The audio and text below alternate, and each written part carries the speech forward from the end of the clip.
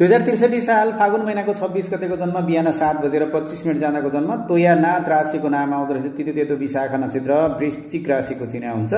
19 वर्षमा चल्दै गर्दा शनिको दशा छ। एउटा ग्रह शनि ग्रह 19 वर्षसम्म, अर्को ग्रह बुध ग्रह चलेको छ।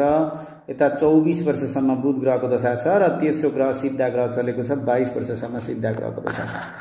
सिद्धा राम्रो ग्रह हो, शनि र बुध राम्रो ग्रह छैन। शनि र बुधको उपाय गर्नुपर्छ। शनिको 23,000 जप गर्नुपर्छ, बुधको 10,000 जप गर्नुपर्छ। दाँतमा समस्या आउन सक्छ, खिस्सा हाँसा तिखो दाँत आउन सक्छ, बोली रुखो गराउन सक्छ, खाना मिठो चाहिन्छ, प्याट बोलिदिने खाले स्वभाव हुन्छ।